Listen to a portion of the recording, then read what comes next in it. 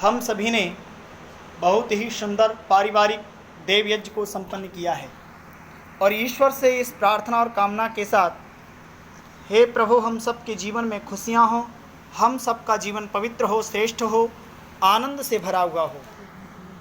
और वेद मंत्रों के माध्यम से हमने जो प्रार्थनाएं की हैं, इनमें बड़ा रहस्य छिपा हुआ है।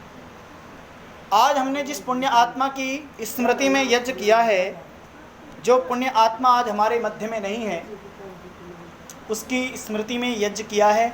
पारिवारिक बड़ी ही श्रद्धामयी भावना के साथ यज्ञ में आहुतियाँ देकर के परमपिता परमेश्वर से ये प्रार्थना की है, हे प्रभु, आज जो पुण्य आत्मा नहीं है, उसके अंदर जो अच्छाइयाँ थीं, अच्छे गुण कर्म स्वभाव थे, उन अच्छे गुण कर्म स्वभावों को हम लोग सभी अपने जीवन में धारण करने वाले बने। और ऐसा कब होगा? ऋषियों ने प्रत्येक व्यक्ति को उन्नति के लिए, संसार का कल्याण करने के लिए, परिवार का, समाज का, राष्ट्र का कल्याण करने के लिए 5 यज्ञों की व्यवस्था दी, जिस यज्ञों पर आरूढ़ होकर के व्यक्ति अपने जीवन की उन्नति कर सकता है। अपने ही जीवन की नहीं, वो परिवार और समाज और राष्ट्र की उन्नति कर सकता है। और उन 5 यज्ञों के माध्यम से व्यक्ति के भाव पवित्र रहते हैं। महर्षि कहते हैं संस्कार विधि की भूमिका में लिखते हुए कि जिसका मन शरीर आत्मा पवित्र रहता है, वह व्यक्ति बड़ा महान होता है। जिसने अपने मन, शरीर और आत्मा को परिमार्जित करके पवित्र बना रखा है, वह व्यक्ति बड़ा धन्यवाद का पात्र है। आइए 5 यज्ञ कौन से हैं? पहला है ब्रह्म यज्ञ, दूसरा देव यज्ञ, तीसरा पितृ यज्ञ, चौथा बलिवेश देव यज्ञ और 5वां अतिथि यज्ञ।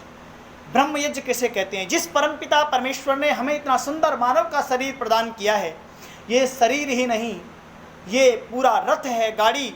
और इस गाड़ी का मूल्य तभी तक है जब तक इसमें बैठा हुआ राजा विद्यमान है। हमारे शरीर का राजा कौन है? आत्मा। आत्मा इसका मालिक है जो इस पर सवारी कर रहा है। बुद्धि सारथी है, ड्राइवर जो इसको चला रहा है। मन लगाम है, गेर, और इंद्रियां इसके घोड़े हैं। संसार में चाहे वो हिंदू हो, मुसलमान हो, सिख हो, ईसाई हो, सबको स्वीकार करना पड़ेगा। उसकी 10 इंद्रियां होती हैं, 5 ज्ञानेंद्रियां होती हैं जिनसे वो ज्ञान प्राप्त करता है, आँख, कान, नाक, जिह्वा और त्वचा। 5 कर्मेंद्रियां होती हैं जिनसे वह कर्म करता है, हाथ, पैर, लिंग, गुदा और वाणी। ये इंद्रियां उस शरीर रूपी रथ के घोड़े हैं। मन लगाम है, बुद्धि सारथी है और आत्मा राजा है। ज्ञानेंद्रियां उन्हें इसीलिए कहा जाता है क्योंकि वो संसार के सभी पदार्थों का ज्ञान कराती हैं, बोध कराती हैं। आँख से हमने अग्नि का बोध किया, जल का बोध किया, किसी पदार्थ को देखा और कहा ये पदार्थ है। कानों से शब्दों का ज्ञान किया, नासिका से दुर्गंध सुगंध का ज्ञान किया, और जिह्वा से खट्टे मीठे पदार्थों का ज्ञान किया, त्वचा से स्पर्श ठंडे गर्म का ज्ञान किया। ये ज्ञान कराती हैं, बोध कराती हैं, इन्हें ज्ञानेंद्रियां कहा जाता है। जिनसे हम कर्म करते हैं वो कर्म इंद्रियां कहलाती हैं। लेकिन याद रखना, हमारे शरीर रूपी रथ का जो मालिक आत्मा है, वह जब तक इस शरीर में है तभी तक इस रथ का मूल्य है। जिस समय भी वह आत्मा रूपी राजा इस रथ से अलग हो जाएगा, फिर बुद्धि रूपी सारथी, मन रूपी लगाम, इंद्रियां रूपी घोड़े भी अपने अपने हथियार डाल देते हैं। फिर कहते हैं इस व्यक्ति का कोई महत्व नहीं है, ये मिट्टी है, इसे ले चलो शमशान में। इसीलिए हमारे शरीर का मूल्य कब तक है? जब तक हमारे शरीर का मालिक हमारे शरीर के साथ है। बुद्धि, मन और इंद्रियों का कोई महत्व नहीं है अगर आत्मा ना रहे। इसलिए आइए ईश्वर से हम सभी ने मिलकर के देव यज्ञ के माध्यम से प्रार्थना की, हे प्रभु, मैं कौन हूँ, कहाँ से आया हूँ, क्या कर रहा हूँ, क्या करना चाहिए और क्या करूँगा। इन प्रश्नों पर प्रत्येक व्यक्ति को प्रातः और शाम चिंतन करना चाहिए, उस ईश्वर का धन्यवाद करना चाहिए, ब्रह्म यज्ञ करना चाहिए। संध्यायन्ति संध्यायते वा परब्रह्म यस्यां संध्या। जो प्रातः और शाम की संधि वेला होती है, उसमें ईश्वर का धन्यवाद किया जाए, उसको याद किया जाए। उसको क्यों याद करें? क्योंकि उसने हमारा शरीर ही नहीं अपितु इस संसार में अनेकों प्रकार के पदार्थ दिए हैं। अन्न, फल, फूल, औषधियाँ, वनस्पतियाँ, अनेकों प्रकार के पदार्थ दिए हैं, इसीलिए उसका धन्यवाद करना चाहिए।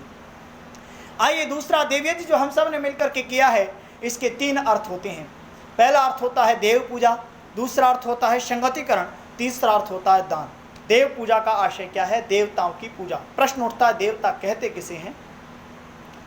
ऋषियों ने कहा कि जो दिव्य गुणों से युक्त है, सदा देता ही देता है, बदले में कभी कुछ नहीं लेता, उसे क्या कहते हैं जी? देवता कहते हैं। सूर्य देवता है, हम सबको प्रकाश दे रहा है, बताओ बदले में हमसे कुछ लेता हो या हम उसे कुछ देते हों। जल देवता में शीतलता प्रदान करता है, वायु देवता में प्राण शक्ति दे रहा है, हम अंदर से गंदी वायु छोड़ते हैं और बाहर से शुद्ध वायु ग्रहण करते हैं।